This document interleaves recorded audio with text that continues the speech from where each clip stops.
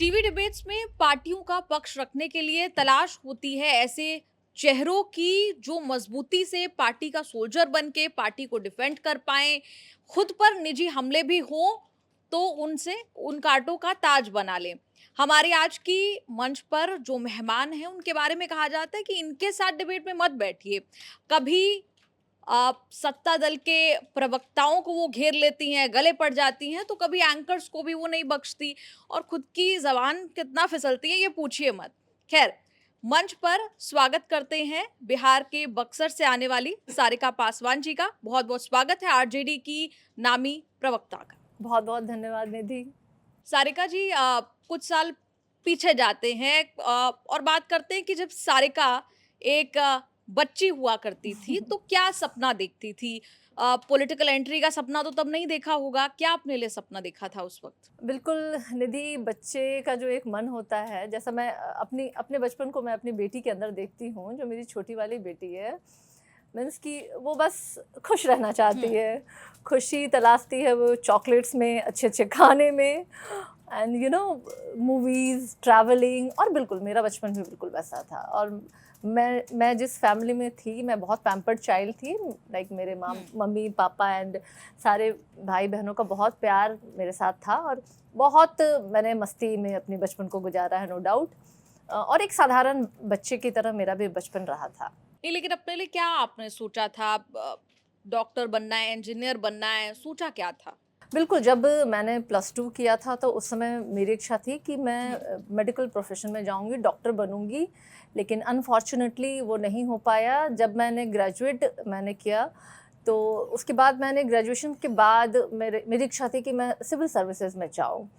And then मैंने PG किया, और उसके बाद मैंने उसके पहले पीजी के बाद मैंने बीएड किया था। बीएड के बाद मैंने पीएचडी में भी एडमिशन ली, बट अनफॉर्चुनेटली मैं उसे कंप्लीट नहीं करवाई, और इन बिटवीन मेरी शादी हो गई थी। तो आप समझ सकती हैं, शादी के बाद जब एक लड़की जो है, एक औरत होती है, जब माँ बनती है तो बहुत सारी रिस्पॉन्सिबिलिटीज़ उसके साथ होती है। और फिर मैं उस मदरहुड में मैंने बहुत सारी चीज़ें सैक्रिफाइस किया।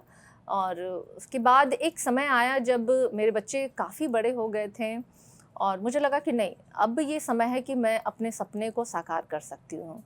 और वो दौर ऐसा था कि मुझे चुनना था कि मैं क्या करूँ, और ऑटोमेटिकली जो हुआ, लाइक राजनीति में आने का ऐसा कुछ नहीं था कि मैंने सोचा हो, क्योंकि मेरी फैमिली में, मेरे बैकग्राउंड में कोई नहीं है, दूर-दूर तक नहीं। मेरे दूर-दूर तक की भी फैमिली में कोई ऐसे लोग नहीं हैं जिनका कि कहीं भी किसी भी तरीके की कोई राजनीति से जुड़ाव रहा हो, बिना किसी लेगेसी के, बिना किसी कॉन्टैक्ट के मैं राजनीति में आई हूँ। बड़ी अच्छी बात है कि मैंने खुद जाकर के पार्टी को जॉइन किया था। एंड मैं जाकर के, मैं जब पहली बार मिली थी मैं तेजस्वी जी से, तो मैंने कहा था कि I wanted to do work with you, and he said कि आप आइए प्लीज़, आपका वेलकम है। बड़े अच्छे तरीके से उन्होंने मेरा वेलकमिंग करा, और फिर उस दिन से मेरी पार्टी के साथ मैं जुड़ी, और मैंने अपना काम संभाला। और जो जी। पहली जिम्मेदारी मुझे दी गई थी, वो एज अ स्पोक पर्सन ही दी गई थी। और उस समय आप समझिए निधि कि मैं अगर पिछले विधानसभा की बात करूँ आपको, तो उस समय हमारे फीमेल की संख्या उतनी प्रवक्ताओं में नहीं थी। अब तो ख़ैर बहुत हमारे पास धुरंधर टीम है। तो उस समय बिहार में मैं 9-9 बजे रात तक, मतलब कभी एनआईटी घाट पे, तो कभी गांधी मैदान में, कभी गोल घर में, मतलब जितने विधानसभा में भी लाइव डिबेट्स हुआ करते थे, मैं जा कर के यहाँ से वहाँ, वहाँ से यहाँ किया करते। और मैं अपने काम को एंजॉय कर रही थी, क्योंकि मैं कहीं ना कहीं मैं एक अपने एक वर्ग को रिप्रेजेंट कर रही थी। मैं पार्टी की आइडियोलॉजी को तो रिप्रेजेंट कर ही रही थी, साथ ही साथ मुझे मेरे साथ जो एक टाइटल था, उससे बहुत लोगों का एक कहते हैं ना जुड़ाव था, कि हमारे समाज से एक महिला है जो कि हमारे मतलब बातों को रख रही हैं। एक लड़ाई में मैं उनके साथ शामिल थी, तो निश्चित रूप से ये मेरे लिए बहुत प्राउड मोमेंट था, और मुझे भरपूर आज़ादी और समर्थन और साथ जो है मेरी पार्टी का मिला वजह से। पार्टी का मिला लेकिन परिवार में एक्सेप्टेंस थी इस बात की कि पॉलिटिक्स में आप जाना चाह रही हैं? Of course not. हुँ, अगर मैं कहूँ तो बहुत अप्स एंड डाउन्स रहा, मीन्स कि मेरे इन लॉज, अगर मैं अपने मैरिटल इसको बात करूँ, तो बहुत मुश्किल था मेरे लिए। और मैं बहुत एक ऐसे मीन्स कि मैं मेरी शादी कोई बहुत अच्छी नहीं रही थी। I was suffering with lot of violence, like lot of abuse. तो वो एक था जहाँ मैंने एक टाइम मुझे ऐसा लगा कि now I have to take decision whether I want to be in this marriage, और मुझे अपने बच्चों के बेटर भविष्य के लिए मुझे फ़ैसला लेना था। और बच्चों के भविष्य से ज़्यादा मुझे लगा कि मुझे अपने लिए ये फ़ैसला लेना था कि I want to be in that marriage और नॉट। और फिर मैंने फ़ैसला किया कि ओके, मुझे इससे निकलना है। और वो फ़ैसला मेरे लिए अपने आप में बहुत कठिन था, क्योंकि कोई सपोर्ट नहीं, कुछ भी नहीं, क्योंकि मेरे मदर फादर भी कोई उस समय तक जीवित नहीं थे, और मेरे सारे सिबलिंग्स भी सभी लोग बिहार से बाहर काम कर रहे थे। तो आप समझ सकती हैं कि मैं अकेले वहाँ फाइट कर रही थी तमाम सिचुएशन से। बट समाज का टचवुड, क्या रुख था उस पर? क्योंकि आप कंफर्टेबल महसूस कर रही हैं शेयर करने में? ऑफ क्या कोर्स समाज ऑफ समाज कोर्स का क्या रुख था? सच बताऊं निधि, तो समाज भी हमारा जो पुरुष प्रधान देश है, और अगर औरत कोई डिसीजन लेती है किसी मर्द को छोड़ने का, तो आप समझ सकती हैं समाज का भी जो चेहरा होता है उसमें असली चेहरा जो होता है वो दिखाई देता है। और मैंने देखा है कि जब मुझे पब्लिकली अब्यूज़ भी किया जाता था तो पीपल आर लाइक, अरे अरे छोड़ दो, उनका पर्सनल मैटर है, डोंट गो एंड इंटरफेयर। जबकि हमने हमेशा लोगों के लिए आवाज़ उठाई थी। हमारा कहना था कि अगर कहीं किसी भी औरत के ऊपर वायलेंस हो रहा है या किसी भी तरह की चीज़ें हो रही है तो हमें भी जाकर के वहाँ रोकना है। एक मुहिम चला था ना कि नॉक द डोर, अगर डोमेस्टिक वायलेंस हो रहा है तो जाइए, दरवाजा को नॉक कीजिए और आप रोकिए उसे। नहीं होना चाहिए, कोई महिला जलाई नहीं जानी चाहिए, कोई महिला जो है मार नहीं खानी चाहिए थी। तो मैं उस विचारधारा की थी। लेकिन आपने जो पूछा, जो मैंने फेस किया है वो बहुत इनफैक्ट कड़वा अनुभव रहा है मेरा, और समाज का सपोर्ट कहीं नहीं रहा उसके लिए। लेकिन टचवुड मेरे बच्चे मेरे साथ है, they always stand with me, they supported me a lot. और अगर आज मैं हूँ यहाँ पे तो डेफिनेटली ये मेरे बच्चों की है, स्पेशली माई डॉटर्स, मेरी जो 2 बेटियाँ हैं, दे ऑलवेज सपोर्टेड मी, दे हमेशा मेरे साथ वो लोग खड़ी रही और मुझे मोरली सपोर्ट किया उन लोगों ने बहुत। चलिए, पटना में आपने स्कूल कॉलेजिंग सब कुछ पटना से ही हुआ, पटना यूनिवर्सिटी से आपने पोस्ट ग्रेजुएशन किया। क्या सब्जेक्ट हुआ करते थे आपके? मैंने ग्रेजुएशन इकोनॉमिक्स से किया था, हुँ। और पोस्ट ग्रेजुएशन मैंने ह्यूमन रिसोर्सेज मैनेजमेंट से किया था, and then I did my BEd. और फिर जैसा मैंने कहा कि मदरहुड का इशू था जिसके कारण मैं अपना पीएचडी कंप्लीट नहीं कर पाई। लेकिन है मेरी इच्छा कि मैं करूँ उसको, और मैं अभी लगातार प्रयासरत हूँ कि मैं वो पीएचडी की डिग्री भी मैं कंप्लीट करूँ अपनी। जी। अच्छा, इसके बाद आरजेडी में आपकी एंट्री होती है। आपने आरजेडी को चुना, आरजेडी ने आपको चुना, क्या हुआ था? एक्चुअली अगर सच कहूँ तो मैंने कुछ चुना नहीं, ये स्वतः हुआ। क्योंकि हमारे घर में भी जो मेरे पापा एंड सबकी आइडियोलॉजी थी, बाबा साहेब भीमराव अम्बेडकर की आइडियोलॉजी से हम लोग हमेशा जुड़े रहे हैं। लालू जी के आइडियोलॉजी से हम लोगों ने हमेशा अपने आप को वही महसूस किया। तो आरजेडी ज्वाइन करना कोई चॉइस नहीं था, वो स्वतः हुआ। मैंने कहा जैसे कि जब मेरे अंदर पहला ख़्याल आया कि I have to work for a people, एक मास लेवल पे मुझे लोगों के लिए काम करना। और सबसे अच्छी बात है कि जब मैंने जॉइन किया था तो कोई पार्टी मेरी सत्ता में नहीं थी, हम विपक्ष में थे। और मुझे लगा कि इस समय मैं जितना अपने पार्टी को के साथ जुड़ करके जितना लोगों के साथ काम कर पाऊँगी, मुझे नहीं लगता कि सत्ता में रहते हुए वो मैं कर पाती उस समय, जो मेरी डिमांड थी। लेकिन मुझे बहुत मौका मिला, पार्टी ने मुझे बहुत सपोर्ट किया और मैं स्वतः पार्टी से जुड़ी। ये इच्छा मेरी मतलब पिक एंड चूज़ वाली नहीं है, कहते नहीं, हैं ना लेकिन वो। किसी ने तो अप्रोच किया होगा या आपने अप्रोच किया? हाँ, ऑफ कोर्स मैं गई थी अप्रोच हुँ। करने, क्योंकि मेरा काम करने का था। और मैंने बताया जैसे कि मुझे कोई सपोर्ट नहीं किया गया था, और पीछे से मुझे बहुत रोका गया था कि मैं आरजेडी जॉइन ना करूं, क्योंकि समहाउ मुझे काम करने से रोकने का ये प्रयास था। लेकिन मैं बहुत अपने डिसीज़न को लेकर के बिल्कुल रिजिड थी कि नहीं, मैं काम करूँगी तो उसी विचारधारा के लोगों के साथ जाके काम करूँगी, उसी विचारधारा के पार्टी के साथ जुड़ूँगी। और मेरी विचारधारा जो है बचपन से, जब से मैंने होश संभाला है, आरजेडी के साथ ही मिल रही थी। और जो मैंने कहा कि बाबा साहेब भीमराव अम्बेडकर की आइडियोलॉजी को लेकर के जिस तरीके से राष्ट्रीय अध्यक्ष लालू प्रसाद यादव जी ने सामाजिक न्याय की लड़ाई लड़ी, और तेजस्वी यादव जी एक यंग लीडर, एक यंग जनरेशन, एक नई सोच के साथ वो आर्थिक न्याय की लड़ाई की वो बात लगातार कर रहे हैं, तो मैं बहुत प्रभावित थी तेजस्वी यादव जी से। तो ऑफ पहले कोर्स किससे मुलाकात हुई आपकी? लालू जी से मुलाकात हुई, तेजस्वी जी से नहीं, मुलाकात लालू हुई? जी से तो मेरी मुलाकात बहुत बाद में हुई, इनफैक्ट बहुत बाद में। और मैंने कहा ना कि मैं तेजस्वी यादव जी के काम करने के तरीके से मैं बहुत प्रभावित थी। जब वो पहली बार डिप्टी सीएम बने थे उस समय भी मैंने उनको देखा, बहुत was a very young that time. और लेकिन फिर भी बहुत स्टेबल, बहुत मतलब एक बातचीत में भी उनकी स्थिरता और जो उनकी सोच थी अपने लोगों के लिए, मैं अभी कह सकती हूँ कि तेजस्वी जी वो जो भी कहते हैं वो उसे करने में बिलीव करते हैं, और ये मुझे बहुत प्रभावित किया था उनका। अच्छा, बिहार में गाली विवाद बहुत चल रहा है, उसके सेंटर में आप भी रही।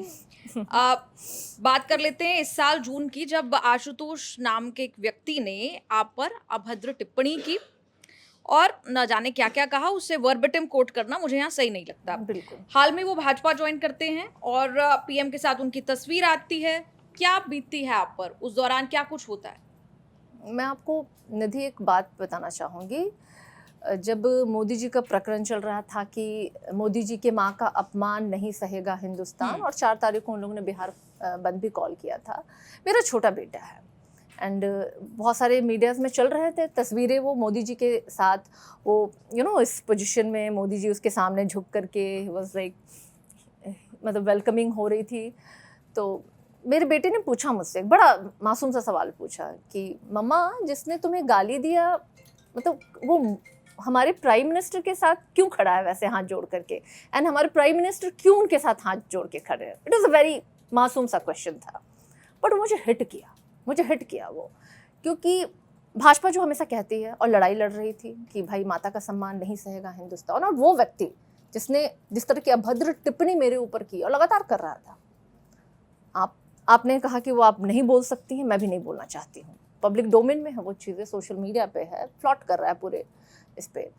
लेकिन वो व्यक्ति जब ये मोदी जी के सामने हाथ जोड़ के खड़ा था, और उसके 10 दिन पहले उसने भारतीय जनता पार्टी ज्वाइन की थी, और जिस मंच पे उसने ज्वाइन किया था वहाँ बिहार प्रदेश के सबसे शीर्ष नेतागण वहाँ मौजूद थे, जिसमें सम्राट चौधरी, विजय सिन्हा एंड दिलीप जायसवाल, जो कि कहते हैं खुद को कि मेरे पास तो गालियों का पिटारा है भाई, डिक्शनरी है उनके पास। और उस व्यक्ति की एक तरह से कह लीजिए कि एक इनाम के तौर पे उसे ये दिया गया, क्योंकि मैं बड़ी मुखरता के साथ मैं भाजपा एंड जदयू को हमेशा मैं तार्किक तरीके से मैंने हर मंच पे उनका सामना किया, उनको जवाब दिया है। तो अब लोगों को लगता था, कई चैनल्स पे मुझे बैन किया गया, उसके पहले ही बहुत पहले से मुझे बैन किया गया। कई ऐसे जी मीडिया हाउसेज हैं जहाँ ये हुआ कि भाई आपको हम डिबेट में नहीं बैठाएंगे। कई भाजपा के प्रवक्ताओं ने मतलब लाइव डिबेट्स में बोला कि भाई हमारे यहाँ तो ये सर्कुलेट है लेटर कि सारिका पासवान जिस डिबेट में बैठेंगे हम वहाँ नहीं बैठ सकते, और वो लोग डिबेट छोड़ करके वो जाते थे। भाजपा को लगा कि कोई आदमी है ऐसा जो सारिका पासवान को डिफीम कर सकता है, और इस तरीके से उन लोगों ने इस तरह के मोहरे को इस्तेमाल किया, लेकिन गलत थे वो लोग। मुझे नहीं लगता मेरी शख्सियत जो है वो कोई भी इस तरह का इंसान जो है अगर चंद गालियाँ दे जाता है मेरे ऊपर, तो वो मेरे मोरल को लेट डाउन कर सकता है या मेरी लड़ाई करने की ताकत को वो कम कर सकता नहीं। मुझे तेजस्वी पता यादव था। ने इस मसले पर आपको आगे आके डिफेंड किया? Of course he supported me, और वो जानते थे कि ये महिला लड़ने वाली है, एंड वो जान रहे हैं कि हम लोग स्टैंड लेते हैं। बट ऑफ कोर्स पूरी पार्टी ने मुझे सपोर्ट किया, क्योंकि जिस तरीके से मुझे थ्रेट मिल रहे थे, जिस तरीके की मुझे लाइफ थ्रेट, रेप थ्रेट, मतलब मैं क्या बताऊँ मेरा phone it was ringing 24/7, and जब भी मैं फ़ोन उठाऊँ तो उठाने के साथ ही मुझे मतलब भद्दी जिसे मैं बोल भी नहीं सकती हूँ, ऐसी गालियाँ मुझे मिलती थी। बट तेजस्वी यादव जी का निश्चित रूप से, क्योंकि उन्होंने महिलाओं के सम्मान में हमेशा बातें नहीं की हैं, वो खड़े रहे हैं, मतलब ऑलवेज सपोर्टेड मी। पूरी पार्टी ने मुझे सपोर्ट किया।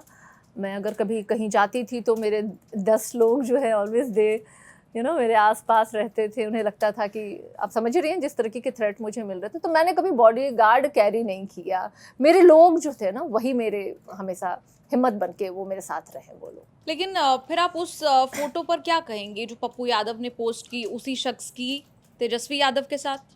वो सही थी फोटो? नहीं, देखिए इसलिए मैं कह रही हूँ क्योंकि देखिए जिस तरीके से लालू जी के शासनकाल को लोग बहुत तरह की बातें कह करके बदनाम करने की कोशिश करते हैं, और तेजस्वी यादव जी जब उन्होंने पूरे राष्ट्रीय जनता दल की कमान संभाली और जब उन्होंने ये कहा कि हम A to Z में बिलीव करते हैं, तो वो उन्होंने खुले हृदय से सबको स्वीकार किया और सबके साथ उन्होंने एक जो कहते हैं दिल मिलाने की बात उन्होंने सिर्फ की नहीं, किया उन्होंने। और वो मंच जो तस्वीर जो थी ना वो उसी मंच की थी जहाँ उन लोगों ने एक भूमियार ब्राह्मण एकता मंच का था, जहाँ उन्होंने तेजस्वी यादव जी को इनवाइट किया था और तेजस्वी यादव जी बकायदा वहाँ गए थे क्योंकि उनका ये प्रयास था। उन्होंने कभी ये नहीं सोच करके ये किया था। उनका उनका बस उनकी इच्छा थी कि हमें सबको लेकर के चलना है। और आज भी अगर आप देखिए हमारी पार्टी में कई ऐसे लोग हैं जो उस कम्युनिटी के हैं, उस कास्ट के हैं और हमारे साथ हैं, हमारे साथ चल रहे हैं कदम से कदम मिला के, क्योंकि हमारी आइडियोलॉजी है, हमारी पार्टी की आइडियोलॉजी है कि सबको साथ लेके चलना है, सबके साथ बराबरी के साथ, और सभी को अधिकार मिले, ये हमारी पार्टी की एक आइडियोलॉजी है। अच्छा, लेकिन वो आप ही थी ना जिन्होंने स्मृति ईरानी पर टिप्पणी की थी, कहा था कि राहुल गांधी के दिन इतने खराब नहीं हो गए कि वो 5 एक्सेल कमर्शियल सिलेंडर को फ्लाइंग किस देंगे। ये कहाँ तक जायज़ है फिर? मैंने नाम लिया था क्या निधि? नहीं ना। आपको नाम लेने की ज़रूरत नहीं थी, उसी पर बातचीत हो रही थी। एक रैंडमली कोई रिपोर्टर आकर उन्होंने मुझे पूछा कि स्मृति ईरानी ने फ्लाइंग किस दिया, सॉरी राहुल गांधी ने फ्लाइंग किस दिया, और इस पे उन्होंने टिप्पणी की थी। निधि, हम भी जानते हैं कि फ्लाइंग किस क्या होता है। इट्स लाइक मैंने वही बयान दिया था कि देखिए हवा में तैरता हुआ एक चुंबन था, क्या ज़रूरत है किसी को उठ करके कैच करने की। तो अगर आप ऐसे मामले में कोई महिला आकर के खुद को फेमिनिज्म का झंडा लेके बुलंद करने लगे सिर्फ इसलिए कि आप अपोजिशन में हैं, तो मैंने बीइंग अ पार्टी की एक प्रवक्ता होने के नाते मैंने उसको डिफेंड किया था। नहीं, लेकिन इन्हीं शब्दों में किया होता तो दिक्कत नहीं होती, लेकिन 5 एक्सेल सिलेंडर कहा आपने। नहीं, वो मैंने सेकंड वाले स्टेटमेंट था वो मेरा, पहला वाला लेकिन जो कहा किसके स्टेटमेंट लिए? पे ये नहीं था। एक और ऐसा उनका एक था, कहीं नागपुर में वो एक सभा में बोल रही थी, उन्होंने भी नाम नहीं लिया था, और उन्होंने कहा था कि मेरी आवाज़ जा रही है तो सुनो चारा चोर। आप समझ रही हैं उन्होंने क्या कहा था? सुनो चारा चोर, अगर मेरी आवाज़ जा रही है तो सुनो। मैंने भी सुना और इंस्टेंट मैंने गाड़ी साइड की और मैंने एक छोटा सा वीडियो बनाया कि अगर मेरी भी आवाज़ जा रही है तो सुनो ट्रिपल एक्सल कमर्शियल सिलेंडर। क्योंकि कुछ भाजपा की ऐसी नेत्रियां थीं, जब अपोजिशन में थीं तो वो लोग माथे पे सिलेंडर लेकर के प्रदर्शन में उतरती थी, वो मुझे याद था। और अभी जो सिलेंडर के दाम 500 से 1000 रुपये हो गए तो उन्हें लगता है कि हाँ इट्स ओके, ठीक है, दुगना दाम हो गया है, लेकिन आज तक सड़कों पे उन्होंने ना कभी प्रदर्शन किया। तो वो चीज़ें थी मेरे दिमाग में और मैंने सिर्फ उसको लेकर के वो बयान दिया था, but I have not taken anyone name. चूंकि चुनावी साल है, कुछ बातें चुनावी भी करते हैं। अभी मैं आपके सोशल मीडिया को देख रहा था, आपने अभी खूब चर्चा है बिहार में भूरा बाल को लेकर। आनंद मोहन ने जो स्टेटमेंट दिया, फिर आपने उसकी एक नई परिभाषा भी दी, काफ़ी अच्छा लगा उसको देख करके। क्या ये डैमेज कंट्रोल है या फिर ऐसा क्यों होता है कि चुनाव में हर बार ये मुद्दे उठ जाते हैं? नहीं, सबसे पहले तो मैं क्लियर कर दूं कि जो लोग लालू जी के लिए ये बात कहते हैं कि लालू जी ने ये बात कही थी कि भूरा बाल साफ करो, तो एक बुक भी है, वो मैं आपको दूंगी, आप ज़रूर पढ़िएगा उसमें, जिसमें हमारे राष्ट्रीय अध्यक्ष लालू प्रसाद यादव जी ने कहा है कि मैंने कभी ये चीज़ें, ये इस शब्द का इस्तेमाल मैंने किया ही नहीं है। हमारे ऑपोजिशन निश्चित रूप से इन चीज़ों को बार बार भुनाने का प्रयास करते हैं। और पुनः अभी एक हमारे 14 साल की जेल से सज़ा काट करके आए हुए एक जिन पे कि ये आरोप था कि एक दलित अधिकारी की हत्या के आरोप में वो 14 साल की उन्होंने सज़ा मिली थी। जेल मैनुअल में बदलाव हुआ नीतीश जी के शासनकाल में और उनको रिहाई मिली, और वो लगातार इस जातीय विषमता को फैलाने में अपना पूरा योगदान दे रहे हैं। हालांकि पिछले विधानसभा के चुनाव में उनके पुत्र और उनकी पत्नी को राष्ट्रीय जनता दल ने बड़ा ही सम्मान दिया था और टिकट देने का काम किया था, और उनके पुत्र अभी विधायक भी हमारी ही पार्टी से हैं, और उनकी माता भी चुनाव लड़ी थी, वो हार गई थी। तो वो आजकल फिर से वो उस मुद्दे को उन्होंने भुनाना शुरू किया कि बुरा बाल साफ नहीं, करो। तो आप भी ये स्टेटमेंट जब दे रही हैं, चेतन आनंद दूसरी तरफ चले गए, विधानसभा का वो प्रकरण, तब मतलब पार्टी को ये क्यों नहीं पता है कि अगर आपको परहेज है तो पहले से भी प्रवक्ताओं के लिए तो और ज़्यादा मुश्किल हो जाता है ना, कि जब कोई पार्टी का नेता इधर से उधर हो जाता है तो डैमेज कंट्रोल करना थोड़ा मुश्किल हो जाता है। नहीं, मैंने तो बोला बिल्कुल भूरा बाल तय करेगा इस बार कि सरकार किसकी बनेगी। मोहन जी ने कहा कि भूरा बाल तय करेगा, जिनकी अगर उनका डेफिनेशन भूरा बाल में अलग था, लेकिन मैंने बोला भूरा बाल ही तय करेगा बिहार में इस बार सरकार किसकी बनेगी। और मैंने उसको डिफाइन किया कि भ से भाईचारा, र से रुझान, ब से बहुजन और ल से लालटेन।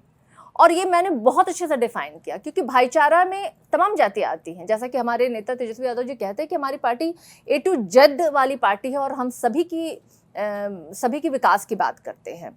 रुझान डेफिनेटली, जनता जिधर जनता का रुझान होगा सरकार तो उसकी ही बनती है।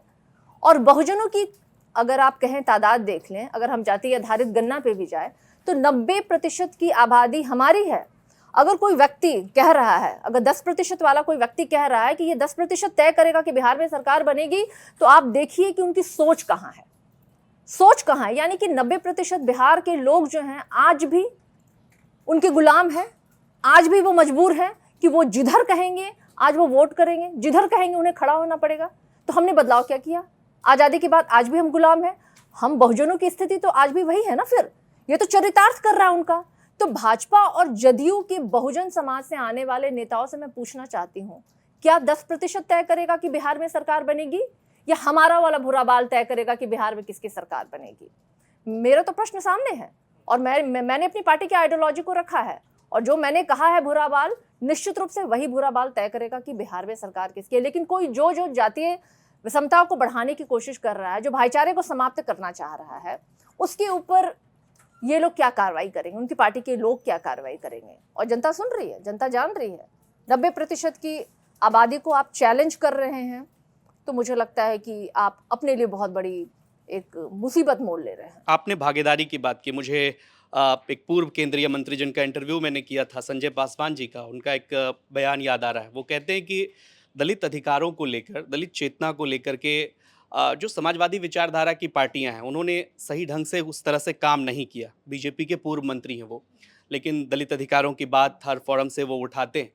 उनका कहना है कि जो पॉलिटिकल पार्टियां रही, बहुत जगह पर इसका यूज़ होता गया, इसको और आसान करते हैं। जैसे आदिवासी के अधिकारों की बात में आदिवासी संगठित हैं, उनकी लड़ाई जो है जंगल की है, ज़मीन की है, दलित बटे हुए हैं, अलग अलग हिस्सों में रहते हैं। समाजवादी विचारधारा के पार्टियों ने क्या जस्टिस किया उनके साथ? जो भी आप 90% की बात कह रही हैं, उनका कहना था कि बहुत सारी जातियां जो हैं वो विकास से बहुत दूर रह गई, सिर्फ उनका पॉलिटिकल इस्तेमाल किया गया। नहीं, बिल्कुल आपने जैसा कहा कि संजय पासवान जी भारतीय जनता पार्टी के पूर्व एमएलसी रहे हैं वो, और बहुत देर के बाद उनकी नींद खुली, मैं तो ये कहूँगी। क्योंकि भाजपा में कई ऐसे हमारे दलित नेता हैं, जदयू में कई ऐसे दलित नेता हैं जो बाबा साहब के दिए गए आरक्षण की वजह से सदन में बैठे हैं, लेकिन जब सदन में बाबा साहब भीमराव अंबेडकर का मखौल और मजाक उड़ता है तो वो चुप रहते हैं। जब दलितों के स्कॉलरशिप को रोका जाता है तब वो चुप रहते हैं। जब दलितों पे अत्याचार होता है तब वो चुप रहते हैं। जब दलितों के एफआईआर दर्ज नहीं होते हैं तो यही सत्ताधारी दल में बैठे जो हमारे समाज से आने वाले सो कॉल्ड नेता जो सामाजिक न्याय पे बात करें वो चुप रहते। क्यों? क्या लस्ट है आपका? क्या मैं इसलिए मुखरता से बोल पा रही हूँ क्योंकि मैंने कोई पद नहीं होल्ड किया है जहाँ मुझे सैलरी नहीं मिलती है? क्या मैं इसलिए मुखरता से बोल रही हूँ? और कल को अगर मैं किसी विधानसभा में बैठूंगी या किसी भी मैं हाउस में बैठूंगी तो क्या मैं इनकी लड़ाई छोड़ दूंगी? मतलब मजबूरी क्या है? और अगर हम ही चुप हो जाएंगे तो कौन लड़ेगा सामाजिक न्याय की लड़ाई? क्या जो समाज में सबसे पिछले पैदान पे खड़ा हमारे जाति का जो व्यक्ति है, जिसकी अपनी ना कोई आय है, ना आमदनी है, ना शिक्षा को प्राप्त कर पा रहा है, ना आर्थिक रूप से संपन्न व्यक्ति है, उसकी लड़ाई कौन लड़ेगा? और उसी की लड़ाई लड़ने के लिए तो हम सदन में भेजते हैं। बाबा साहब ने एक उनकी आपने मूर्ति देखा होगा, वो सदन की ओर इशारा कर रहे हैं। क्या है उसका अर्थ? क्या ये सामाजिक न्याय की बात करने वाले दलित और पिछड़े समाज से आने वाले लोग उस मूर्ति का उद्देश्य समझ रहे हैं? सदन की ओर इशारा कर रहे हैं कि हमें वहां जाना है। क्यों जाना है? ताकि हम अपने लोगों के हक की लड़ाई लड़ सके, उनके अधिकारों की बात कर सके। बाबा साहब जब बचपन था उनका, जब वो सड़कों पे बैठ के पढ़ा करते थे रात भर, तो उनसे किसी ने प्रश्न किया था जो हमने पढ़ा है कि तुम क्यों पढ़ रहे हो इतना? तो वो कहते थे इसलिए पढ़ रहे हैं क्योंकि मेरा समाज सोया हुआ है। तो बाबा साहेब ने जो लड़ाई लड़ी, क्या दिल पे हाथ रख करके हमारे सत्ताधारी में जो हमारे जाति से, हमारे समुदाय से आने वाले जो मंत्री हैं, विधायक हैं, वो कह पाएंगे कि वो बाबा साहेब के उन सपनों को साकार कर रहे हैं? नहीं, सवाल तो यही है ना मेरा, मतलब काउंटर सवाल है। अब ये 2014 के बाद की बात मैं नहीं कह रहा हूँ। 2014 से पहले अन्य समाजवादी विचारधारा के दल, जिसमें कांग्रेस पार्टी भी है, जेडीयू भी खुद को कहती है, आपकी पार्टी भी है, समाजवादी पार्टी भी है उत्तर प्रदेश में, मायावती की भी पार्टी है, क्या उत्थान हुआ दलितों का? सवाल ये है। उन पार्टियों ने जस्टिस किया क्या? नहीं, देखिए, अगर आप कंपैरिजन करें तो जो स्थिति अभी है और उस समय है थी, तो निश्चित रूप से काम तो हुआ ही था, बिल्कुल काम हुआ था। और इसी कारण से आप अगर समाजवादी पार्टी को ले लें या कांग्रेस को ले लें या राष्ट्रीय जनता दल को हमारे बिहार में आप ले लें, तो आप देखिए हमारे पार्टी में भगवतिया देवी, जिसको लालू प्रसाद यादव जी ने सदन में भेजने का काम किया, वो भी एक सामाजिक न्याय की सबसे बड़ी, मुझे लगता है, एक मिसाल थी। आप अभी देखिए मुन्नी रजक को, वो भी एक सामाजिक न्याय की बहुत बड़ी मिसाल हैं जिन्हें सदन में भेजा गया। उर्मिला ठाकुर हैं वो, और अनगिनत हमारी ऐसी महिलाएं हैं जिनको। और मैं आपको एक मज़ेदार बात बताऊं कि मैं अपने पार्टी में निर्वाचन पदाधिकारी भी रही हूँ, 2 टेन्योर रही हूँ, और मैंने अपने संगठन के चुनाव को मैंने करवाया है। तो मुझे पता है कि पंचायत और प्रखंड तक हमारी पार्टी किस तरीके से महिलाओं को तो जोड़ ही रही है, उन्हें तो जगह दे ही रही है, साथ साथ इस सामाजिक न्याय और इसको भी ध्यान में रखते हुए। तो मैं ये ज़रूर कह सकती हूँ कि राष्ट्रीय जनता दल में इस बात का बहुत ही ख्याल रखा गया है शुरू से, और अभी तो और है, और रखा जा रहा है। एक अलग तरह की अभी तैयारियां अंदर से ही हम लोग, चाहे महिलाओं के रिप्रेजेंटेशंस को लेकर के करें या सामाजिक न्याय को लेकर के चले। तो बिल्कुल पिछले सालों का जो आप अगर कंपैरिजन करें तो निश्चित रूप से अभी कम हुआ है, घटा है। मेरा सवाल ये है कि अभी हम लोगों ने वोट बचाने के लिए राहुल गांधी की यात्रा देखी बिहार में। उस यात्रा में लगा कि महागठबंधन एक है, मतलब वहाँ पर तेजस्वी भी दिखे, लेफ्ट के नेता भी दिख रहे थे, कन्हैया कुमार भी मंच पर दिख रहे थे, राहुल गांधी तो थे ही। अभी तेजस्वी फिर एक यात्रा निकाल रहे हैं बिहार में। तो क्या ये इस यात्रा में तो महागठबंधन की यात्रा नहीं, ये तो राजद की यात्रा नजर आ रही है। लोग ये सवाल उठा रहे हैं, बिहार में ये राजनीतिक चर्चा हो रही है कि तेजस्वी यादव को अब ये दिखाना है कि राहुल गांधी से बड़ी यात्रा वो निकाल सकते हैं, इसलिए वो ऐसा कर रहे हैं। क्या महागठबंधन में तेजस्वी यादव राहुल गांधी को लेकर या कांग्रेस के नेताओं को लेकर असहज स्थिति में है? सीट शेयरिंग में कांग्रेस ज़्यादा टिकट मांग लेगी, इसको दबाने के लिए तेजस्वी अपनी ताकत दिखा रहे हैं। वो एकजुटता जो अभी राहुल गांधी की रैली में थी, वो तेजस्वी की रैली में क्यों नहीं? ये महागठबंधन की भी तो रैली हो सकती थी ना। बिल्कुल, आपने बहुत अच्छा प्रश्न किया, और मैं चाह रही थी आप पूछे ताकि मैं आपके माध्यम से बताऊं लोगों को। आपने वोट अधिकार यात्रा की बात की। अगर आपको याद होगा तो वोट अधिकार यात्रा से पहले हम लोगों ने एक और यात्रा शुरू की, जन संवाद यात्रा भी थी, जिसका कि समापन गांधी मैदान में एक बहुत बड़ा जन सैलाब वहाँ उमड़ा था गांधी मैदान में, वो भी हुआ था। और उसके बाद एक और तेजस्वी यादव जी ने अपने कार्यकर्ताओं से संवाद की यात्रा भी की थी। तो लगातार हमारे संगठन में संवाद की यात्रा जो है तेजस्वी यादव जी कर रहे हैं।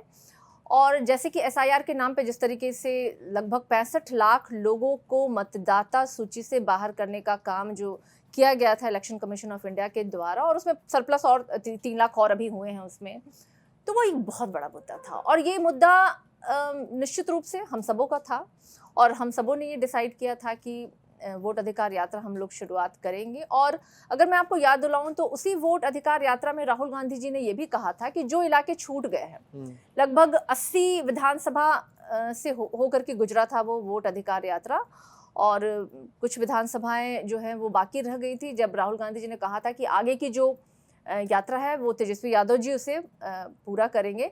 तो जो ये प्रश्न करते हैं कि महागठबंधन में एकजुटता नहीं है, तो उनके लिए ये जवाब है कि महागठबंधन बहुत एकजुट है, इंटैक्ट है। और हमारा अभी जो तेजस्वी यादव जी ने बिहार अधिकार यात्रा जो शुरुआत उन्होंने की है, और 20 तारीख को वो समाप्त होगा, तो ये बिहार के अधिकारों की लड़ाई तो तेजस्वी जी और हमारा महागठबंधन डे 1 से लड़ रहे हैं। लोगों को रोजगार चाहिए, बिहार वासियों को पलायन रुकना चाहिए, हमारी माताओं और बहनों को सम्मान मिलना चाहिए, उनको भी भागीदारी अधिकार मिलने चाहिए। जिस तरीके से आप देखिए अभी बिहार में प्रतिदिन हर 2 दिन पे युवा पिटे जा रहे हैं, अपने हक की लड़ाई वो लड़ रहे हैं, सड़कों पे उतर रहे हैं, बिहार सरकार उन पे लाठीचार्ज करवा रही है। प्रतिदिन बच्चियों के साथ बलात्कार और हत्या, ये मुद्दे तो हैं ना, ये तो मुद्दे हैं, 20 सालों से बिहार में विराजमान है। बिल्कुल, तो उसकी लड़ाई तेजस्वी यादव जी लगातार, नाम भले बदल जा रहा है लेकिन बिहार हमेशा से प्रायोरिटी लिस्ट में हमारे बिहार का विकास रहा है और बिहार का अधिकार रहा है। और आपने देखा, इसमें मैं एक और चीज़ जोड़ना चाहूँगी कि जिस तरीके से जाति आधारित गणना के समय नीतीश जी हमारे साथ थे, मुख्यमंत्री जी, और उन्होंने बड़े मजबूती के साथ खड़े होकर उन्होंने करवाया भी था जाति आधारित गणना बिहार में। और हमारी मांग थी कि जो 65% आरक्षण को बढ़ाया गया है उसे 9 शेड्यूल में डाल करके सिक्योर किया जाए। लेकिन बदकिस्मती से माननीय मुख्यमंत्री जी की आदत है, एक टेन्योर में 3 बार जब तक मुख्यमंत्री रहेंगे नहीं, उन्हें अच्छा नहीं लगता है, तो उन्होंने फिर सत्ता बदल गई और वो भाजपा के साथ चले गए। लेकिन आज तक हमारी लड़ाई है इस बात की, हम लगातार इस पे प्रदर्शन कर रहे हैं। आपने देखा होगा कि कई बार हमने इस बार 3 या 4 बार ऐसे हो गए हैं जब हम लोगों ने 9th शेड्यूल में डालने के लिए हम लोगों ने धरना प्रदर्शन किया है, जहाँ की तेजस्वी यादव जी भी सम्मिलित रहे हमारे साथ। तो हमारी लड़ाई तो बदस्तूर जारी है, रुकी कहाँ है? नाम नहीं, बदल लेकिन जा रहा है पर विषय सवाल तो वही है। सवाल लोग यही कह रहे हैं ना कि अगर इसी मंच पर कन्हैया कुमार भी होते, इसी मंच पर लेफ्ट की लीडरशिप भी होती, तो तो ये होंगे एक ना, महागठबंधन का होंगे। चेहरा होता है। जी। होंगे बिल्कुल, अभी तो चुनाव है, सर पे है, वोट अधिकार यात्रा समाप्त हुआ है, बिहार अधिकार यात्रा शुरू हुई है और 1 या 2 महीने में तो मुझे लगता है कि सारी चीजों की लेकिन ये घोषणा बड़ा भी हो एविडेंट है जाएगी। सारिका जी, आप इसको नकारिएगा, ठीक है आपका काम भी है, आप अपने लीडरशिप को तो सपोर्ट करेंगे ही, लेकिन एक बड़ा ये बहुत स्ट्रांगली कहा जाता है कि कन्हैया कुमार हो या पप्पू यादव हो, ये जो लीडरशिप है बिहार की, जो चेहरे अपनी पहचान बना रहे हैं, उनको लेकर तेजस्वी यादव असहज होते हैं, इस वजह से केवल उनको ही प्रोजेक्ट करने की बात होती है इस पूरे चुनाव में। जबकि अगर ये महागठबंधन की ताकत के तौर पर प्रोजेक्ट हो तो ये तेजस्वी की ही तो ताकत बढ़ेगी ना। नहीं, आई थिंक ये बिल्कुल ऐसा परसेप्शन बनाया जा रहा है, बट ऐसा कुछ नहीं है। तेजस्वी यादव जी ने कभी भी, चूंकि आपने जिन भी 2 नेताओं का नाम लिया है वो कांग्रेस से बिलोंग करते हैं और मुझे नहीं लगता है कि ये जो दोषारोपण है वो कहीं से भी सही है। ये मिस परसेप्शन है जो बनाने का प्रयास है। सभी आपने देखा होगा कई मंचों पे सभी लोग साथ दिखे हैं और तेजस्वी यादव जी तो सबको बढ़ाने का काम करते हैं, ये मैं कह सकती, कभी किसी को रोकने का काम तो नहीं करते हैं। एक और पॉलिटिकल आरोप लग रहा है महागठबंधन पर, केवल राजद पर नहीं, पूरे महागठबंधन पर। वो आरोप है कि मुस्लिम कहाँ हैं, मुस्लिमों के मुद्दे कहाँ हैं, मुस्लिमों के नेता कहाँ हैं, मुस्लिमों को नेता को बैक फुट पर भेज दिया गया है और फ्रंट सीट ड्राइविंग की जा रही है। बात पिछड़ों की जा रही है, दलितों की जा रही है, लेकिन मुस्लिमों की बात नहीं की जा रही है। मुस्लिम मुद्दों या मुस्लिम नेताओं को गाड़ी की ड्राइविंग सीट पर नहीं बैठाया जा रहा है। मुस्लिम वोटर्स को आप लोगों ने टेकन फॉर ग्रांटेड ले लिया है बिहार में। मतलब कौन कह रहा है ये? भाजपा? नहीं, ये मान लीजिए कि असदुद्दीन ओवैसी कह रहे हैं और फिर वो सीमांचल में उतरेंगे। नहीं, देखिए ओवैसी जी के जो भी बयान होते हैं वो मतलब मुस्लिम लोग भी उनसे इत्तेफाक नहीं रखते हैं, मैं तो ये कहूँगी। और देखिए 4 विधायक 5 विधायक जिताए थे पिछले चुनाव में। वो सब हमारे साथ हैं अभी, हमारी विचारधारा के साथ जी, है, तो वो बहुत बड़ा प्रूफ है आपके पास। लेकिन ये बात मैं ज़रूर कहूँगी कि भागीदारी पे अगर हम बात करें, आपने देखा होगा MLC सीट में हमने जगह दी, चाहे विधानसभा चुनाव के समय में भी जब टिकट का बंटवारा आता है वहाँ भी हम लोग एकदम उनके इस समीकरण का ध्यान हम लोग रखते हैं कि हमारे तमाम जाति, तमाम धर्म से आए हुए लोगों को एक बराबर का अधिकार मिले, और उसमें हमारे नेता Tejashwi Yadav ji is very particular और उस बात का वो बहुत अच्छे से ध्यान रखते हैं। और कौन कहता है कि मतलब बिहार के जो मुस्लिम हैं वो हमारे साथ नहीं हैं या नहीं, हम आप लोग ही के उनकी साथ लड़ाई नहीं लड़ हैं रहे और हैं? इस कदर साथ है क्या? कि आपको उनके नेताओं की जरूरत ही नहीं है। नहीं, आप जान रहे हैं कहाँ जाएंगे हमारे वो। पास उनके नेता भी हैं और वो भाई हम में से एक है, वो अलग नहीं है हमसे। अगर लोग जो अलग करने का प्रयास कर रहे हैं वो एक बार अपने गिरबान में झांक करके देख लें कि क्या कभी वो मुस्लिमों की बात भी करते हैं। और कौन है जो वक्फ संशोधन बिल पे सड़कों पे उतरा? कौन था जो उनके साथ खड़ा था CA और NRC के नाम पे जो उन्हें प्रताड़ित करने के प्रयास कर रही थी ये सरकार? कौन दल थे जो उनके साथ खड़े थे? हम ही तो लड़ाई लड़ रहे थे ना भाई, क्योंकि ये लड़ाई हमारी थी। इसके लिए नहीं हम सोच रहे थे कि ये अल्पसंख्यकों की लड़ाई है तो हमें नहीं उतरना, नहीं, ये लड़ाई हमारी थी, ये हमारे भाइयों की लड़ाई थी, हमारी बहनों की लड़ाई थी, उनके अधिकार की बात थी। तो हमने कभी ये डिफ्रेंशिएट नहीं किया कि ये मुस्लिम हैं तो इनको ये नहीं देना है जो अदर पार्टियां करती हैं। क्या भाजपा की तो शुरुआत ही होती है, ये टोपी वाले, ये कपड़े वाले, ये बिरयानी वाले, ये रोहिंग्या, ये बांग्लादेशी, ये कौन बोलता है भाई? ये हमारे ऑपोजिशन जो कि जिनके DNA में है धार्मिक उन्माद फैलाना, ध्रुवीकरण जो करते आए हैं हमेशा से अपनी राजनीति, उनके लिए है, हमारे लिए नहीं। हम तो समरसता, समानता, भाईचारा की बात करते हैं और ये हमारी पार्टी की आत्मा है और उसी आत्मा पे हम लोग काम करते हैं। नहीं, लालू प्रसाद यादव की एक छवि भी है चैंपियन ऑफ सेकुलरिज्म की, और उन्होंने अपनी सरकार तक को दांव पर लगाया। ऐसे तमाम किस्से हैं, आडवाणी की रथ यात्रा को रोकने से लेकर तमाम चीज़ें हैं। लेकिन अब चर्चा है तो सवाल मैंने लिया आपसे।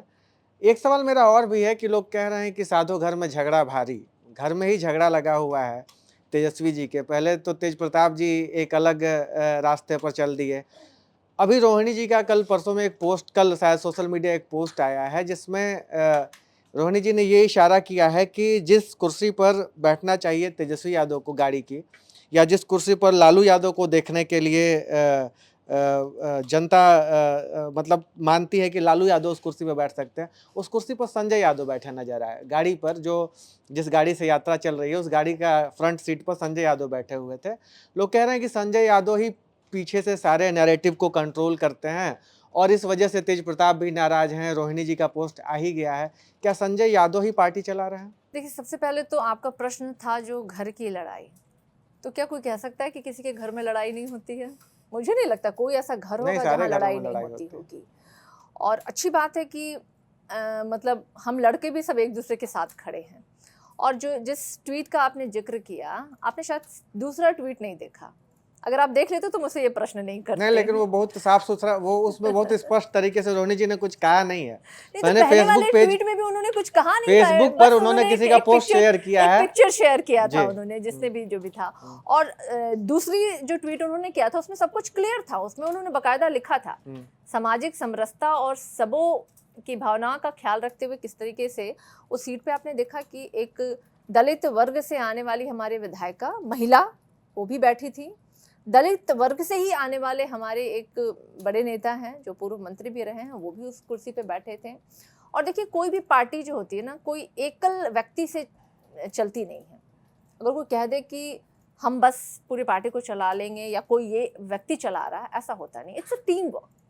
आपका जैसे ये स्टूडियो मैं देख रही हूँ, lot of people are working here. कोई कंप्यूटर पे कर रहा है, कोई कैमरे पे है, कोई माइक से है, कुछ पेपर वर्क कर रहे हैं। और मतलब एक टीम होता है ना, तब जाकर के एक बहुत बड़ी बिल्डिंग तैयार होती है किसी की भी। तो मुझे लगता है राष्ट्रीय जनता दल इतना बड़ा परिवार है। और जो मैं कह रही हूँ कि बीइंग अ वुमेन, और जिस तरीके से मैंने डे वन से जो सम्मान, जो हिम्मत जो पाया है इस परिवार में आके, तो मुझे लगता है ये अनुभव सबों को है। और उसमें थोड़ा बहुत कहा ही जाता है, बर्तन जब ज्यादा रहता है तो थोड़ा खटर पटर होता है। चलिए, Don't take it ये otherwise. खटर पटर जो है वो कोई राजनीतिक रूप से आप लोग को नुकसान न पहुंचाए, इसकी वो नहीं होगा, डोंट वरी। ठीक है। मेरा आखिरी सवाल है सब कि सेट है। बिहार में तमाम युवा नेताओं की चर्चा होती रहती है। उसी की तरह के एक युवा नेता हैं चिराग पासवान। चिराग पासवान को लेकर आपका क्या नज़रिया है? चिराग पासवान की राजनीति को आप कैसे देखती हैं? रामविलास पासवान अपने ज़माने के बड़े नेता रहे हैं। क्या चिराग पासवान अपने पिता की लेगेसी को आगे ले जा पा रहे हैं, या चिराग पासवान महज एक टूल किट बन गए हैं बिहार चुनाव में, जिनका इस्तेमाल भाजपा जब चाहे तब जब जैसा चाहती है वैसा करती है? चिराग पासवान को लेकर आपकी क्या राय है? देखिए, चिराग पासवान का सबसे बड़ा फेलियर तो उस दिन रहा था जब उन्होंने अपने स्वर्गीय पिताजी के खून पसीने से सींची हुई रामविलास जी की जो एलजेपी है उसको दो भाग में बांट दिया। आप समझ रहे हैं, लेगेसी जब दो भागों में बट जाए, एक तरफ उनके चाचा जी थे, एक तरफ ये थे। उससे भी बदतर स्थिति तब हुई जिस पार्टी के साथ उनका कोलैब था, उनके घर को, आवास को खाली कराया गया, स्वर्गीय रामविलास पासवान के सामानों को सड़कों पे फेंका गया। उसमें बाबा साहेब भीमराव अंबेडकर की मूर्ति भी थी, सड़क पे फेंकी गई। लेकिन चिराग पासवान जी ने कभी स्टैंड नहीं लिया। जैसा उन्होंने खुद को कहा कि मैं स्वघोषित राम का स्वघोषित हनुमान हूँ, तो आप समझ लीजिए उनकी भक्ति जो है, जब राम के प्रति खुद को उन्होंने हनुमान बता दिया, तो फिर मुझे नहीं लगता है कि वो कहीं से भी अपने समाज के लिए रिप्रेजेंट करने वाले कोई व्यक्ति या कोई नेता बन सकते हैं। और हमने देखा बिहार में पासवान कम्युनिटी से बच्चियों का बलात्कार हुआ, बाढ़ में पासवान कम्युनिटी के 7 लोगों को गाड़ियों से रौंद दिया गया, ऑन स्पॉट वहां पे 5 लोगों की मृत्यु हो गई। चिराग जी कभी उनके घर तक नहीं पहुंचे, एक फोन करके पूछा नहीं उन्होंने कि क्या आप कैसी हैं, नहीं है मैं आपके साथ खड़ा हूं। अनगिनत ऐसे बिहार में वाकयाएं हुए, लेकिन चिराग जी ने कभी प्रश्न नहीं किया। सदन में आपने देखा किस तरीके से बाबा साहेब के लिए, जिस तरीके से अमित शाह जी ने जिन शब्दों का इस्तेमाल किया था, मुझे नहीं लगता उसे कठोर और अपमानित करने वाला कोई शब्द होता होगा। लेकिन क्या चिराग जी ने कभी कहा, क्या उन्होंने कहा कि मैं इसका विरोध करता हूं? उन्हें नहीं कहना चाहिए था। चिराग जी का ही ये नारा था कि सवर्ण दलितों को आरक्षण छोड़ देना चाहिए। अब एक बात बताइए मुझे, क्या पासवानों में इनसे ज्यादा कोई होगा क्या? समृद्ध तो कोई नहीं है, फिर भी ये क्या करते हैं, 5 सीटों पे इन्होंने चुनाव लड़ा। किनको जगह दी इन्होंने? एक सीट पे ये खुद लड़े, एक पे जीजा को दे दिया, एक पे इन्होंने अशोक चौधरी जी की बेटी को दे दिया। मतलब आपको अपने समाज से एक ऐसे व्यक्ति, आपके पार्टी के लोग भी नहीं मिले जिनको कि आप खड़ा कर सके, जो मतलब सालों से आपके पार्टी में झंडा ढो रहे हैं। तो आप कैसे कह सकते हैं कि आप दलितों के नेता हो सकते हैं, या आप दलितों को रिप्रेजेंट कर रहे हैं, या उस समुदाय को आप रिप्रेजेंट कर रहे हैं? तो मुझे लगता है कि चिराग जी एक टूल किट बने हुए हैं भाजपा के, एकदम टूल बने हुए हैं जो चुनाव के समय में भाजपा इस्तेमाल करती है। पिछले बार भी उन्होंने इस्तेमाल किया था चिराग जी का, जब उन्होंने कहा था कि भाई मैं लड़ूंगा, पूरे 243 पे लड़े थे शायद, 130 और 43 समथिंग, जिसपे कि वो एक सीट वो जीते थे। अभी भी उनकी वही राग शुरू हो गई है। अभी गठबंधन में रहते हुए कोई व्यक्ति अगर ये कहे कि मैं 243 सीट पे लड़ूंगा, आप बताइए कौन सा गठबंधन धर्म आप निभा रहे हैं?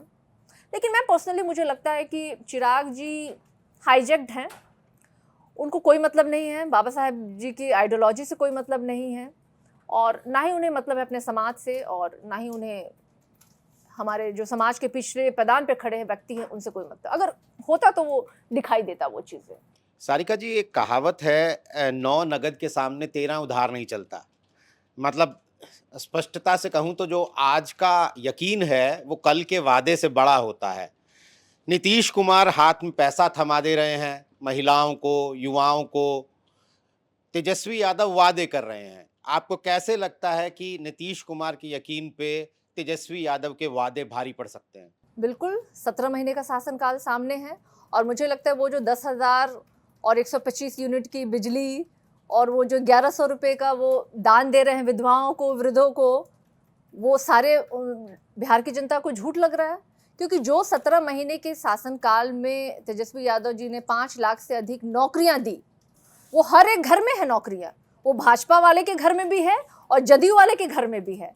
तो वो जान रहे हैं कि जो काम 20 सालों में एनडीए की सरकार नहीं की, वो 17 महीने में तेजस्वी यादव जी ने किया। और ये वादे आखिर थे किसके? किसने कहा था कि हम वृद्धाओं के पेंशन को बढ़ा करके 1500 रुपये करेंगे? किसका ये नारा था? तेजस्वी यादव जी का था। 200 यूनिट बिजली फ्री करने का आखिर ये वादा किसने किया था? तेजस्वी यादव जी ने किया था। 10 लाख नौकरी देने का भी वादा जो तेजस्वी यादव जी ने किया था, वो महज 17 महीने में उन्होंने पूरा किया। और देखिए, बिहार की जनता बड़ी सयानी है, लोकतंत्र की जननी ऐसे थोड़ी कहते हैं हमारे बिहार को। हर एक युवा के अंदर और हर एक युवती के अंदर जो कहते हैं ना, राजनीति की परख है।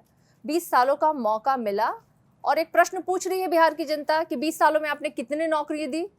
आज सारे डिबेट्स चैनलों में इनके नेता लोग कह रहे हैं कि हमने 8 लाख नौकरी दे दी। तो पूछ तो रहे हैं, 8 लाख में से तो 5 लाख तेजस्वी जी ने दिया, आपने क्या दिया 20 साल में? तो तुलनात्मक प्रश्न जो होता है ना, जनता आज इन सत्ताधारियों से पूछ रही है। आज इनके विधायक जब अपने क्षेत्रों में जा रहे हैं, तो जनता क्यों चप्पल लेके दौड़ रही है इनके पीछे? पत्थरबाजियां क्यों कर रही हैं? क्योंकि नहीं, अब हमें झूठ नहीं चाहिए, आपका जुमला नहीं चलेगा अब हमारे सामने। आप बताइए आपने क्या किया? सड़क आप बोलते हैं। समस्तीपुर की एक वीडियो जो है हमारे राष्ट्रीय जनता दल के इस पे सोशल मीडिया के अकाउंट से डाला गया था, वहां आप मोटरसाइकिल लेके पार नहीं कर सकते हैं, चल ही नहीं पाएगा, सड़क ही नहीं है वहां पे। बिजली, आज भी कई ऐसे इलाके हैं जहां बिजली नहीं है, और बिजली सबसे महंगी दर है बिहार में। कहाँ है कल कारखाने? कौन सी फैक्ट्रियां हैं यहाँ पे? क्या यहाँ आमदनी नहीं है? लोगों के पास रोजगार नहीं है, फिर भी इतनी महंगी बिजली देनी पड़ रही है, लोगों को पे करना पड़ रहा है। ऊपर से ये स्मार्ट मीटर का एक अलग बोझ है भाई। मतलब ये मीटर नहीं, चीटर है तेजस्वी जी जो कहते हैं। आप बताइए, जो व्यक्ति जाकर के खट रहा है, 300 साढ़े 300 रुपये भी अगर दिन में खट रहा है, तो क्या उसकी है कि महीने में जाकर के वो 5,000 का बिजली बिल भर दे? लेकिन है तो वो सिस्टम। तो देखिए, जनता पूछ रही है ये सवाल, और बड़े तुलनात्मक तरीके से जनता ही सवाल इनसे कर रही है। तो ये जो नगद दिखा करके ये वोट के सीजन में चाह रहे हैं कि वोट मिल जाएगा, बोल दीजिए हो गया। कहते थे ना मोदी जी, हमारा क्या है, झोला लेके आए हैं, झोला लेके चले जाएंगे। बांध लीजिए झोला। बिहार की जनता आपको झोला में अब आपके सारे बची खुची चीज़ों को बांध करके वापस करने वाली है। राहुल गांधी वोट चोरी को लेकर प्रेस कॉन्फ्रेंस कर रहे हैं। अभी उन्होंने हाल में भी अपनी एक दूसरी बड़ी प्रेस कॉन्फ्रेंस की।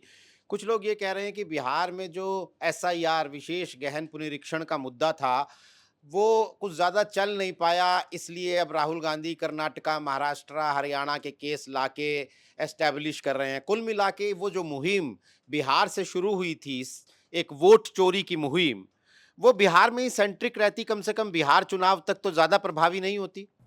अच्छा, वाकई में अगर वोट चोरी का मुद्दा नहीं चला तो फिर इलेक्शन कमीशन ऑफ इंडिया के भाई इतने बड़े अधिकारी को आकर के पीसी क्यों करना पड़ा? क्यों अनुराग ठाकुर आकर के इस पे बोले? क्यों ये लोग कह रहे हैं कि मतलब ऐसा कुछ नहीं हो रहा है? नहीं, वोट चोरी का मामला तो है और ये साक्ष्य के साथ हम लोगों ने सामने रखा है। कई ऐसे साक्ष्य हैं, already election commission of India को लिखा गया। आपने देखा जिस तरीके से दस्तावेजों में भी ये बाध्यता रख रहे थे, जिस आधार कार्ड को इन लोगों ने हर जगह मांगा था, आधार कार्ड बनाओ, आधार कार्ड बनाओ, हॉस्पिटल में आधार कार्ड, पासपोर्ट बनाने में आधार कार्ड, राशन कार्ड बनाने में आधार कार्ड, ट्रैवलिंग के लिए आधार कार्ड, जहाँ सब जगह वो वैलिड थी, वो आपको मतलब वोट देने वाले इतने अहम लोकतंत्र की मतलब जगह पे ही आपको वो वैलिड नहीं था। तो हमने तो लड़ाई लड़ी ना, और वो महत्वपूर्ण था और वो बिल्कुल जायज़ भी था। नहीं और ये हमारी ऑपोजिशन भी मान रही है, बहुत बड़ा मुद्दा है। अगर मुद्दा नहीं होता तो फिर ये बात नहीं कर रहे होते। नहीं, महागठबंधन का बिग ब्रदर होने के नाते आपको ये लगता है कि इस मुहिम का सेंटर अगर पटना होता, वो प्रेस कॉन्फ्रेंस जो दिल्ली में हो रही है वो पटना में हो रही होती, वो उदाहरण जो कर्नाटका की विधानसभा का लेके आया जा रहा है वो कोई शायद कोई बिहार की विधानसभा का लेके आया गया होता। मेरा मतलब है फोकस बिहार होता, बिहार चुनावों तक, तो ज्यादा प्रभाव होता इसका। अच्छा, तो वोट अधिकार यात्रा हमने क्यों निकाली थी? हमने तो वोट अधिकार यात्रा बिहार में निकाली थी। तमाम 80 कॉन्स्टिट्यूंसी से हम निकले थे, गुजरे थे हम। लगातार हम लोग जनसंपर्क कर रहे थे, जनता को हम लोग अवेयर कर रहे थे कि भाई आप अपने जाकर के जो करेक्शन त्रुटियां हैं आप उसे ठीक करवाइए। और उस बीच भी कई लोग थे जो लाइव आकर के उन्होंने इस बात को कहा था कि हमारे नाम काटे गए, हमें तो भाई मृतकों की सूची में डाल दिया गया है। मैं आपको बताऊंगी कि मेरे घर में ही ऐसे कई मामले हैं जिनको कि 10 बार उन्हें आया है कि कॉल कि आप अपने सर्टिफिकेट ला के, भाई कितनी बार मांगोगे आप? कितनी बार? एक बार क्या आपको कागज़ देना अनिवार्य नहीं है? एक बार दिया हमने, लेकिन ये त्रुटियां हैं। इसको इलेक्शन कमीशन ऑफ इंडिया भी जान रहा है और यही कारण है कि आंख में आंख डाल करके बात नहीं कर पा रहे ये लोग। अगर हम आपसे कह रहे हैं कि आप हमें दीजिए ना, वीडियो फुटेज दीजिए, आप कहते हैं कि शाम में बहुत ज़्यादा एकदम पूरा गाँव उठ करके आ गया वोट करने के लिए, तो दिखाइए ना आप हमें। क्यों आप कह रहे हैं कि भाई ये तो माताओं और बहनों की प्रिवेसी ना लीक हो जाए, ये अच्छा लगेगा क्या हमें? ज्ञानेश कुमार जी जिस मासूमियत के साथ बोल रहे थे, क्या आपको अच्छा लगेगा हम माताओं और बहनों की प्रिवेसी को अगर आपके सामने रिवील करें?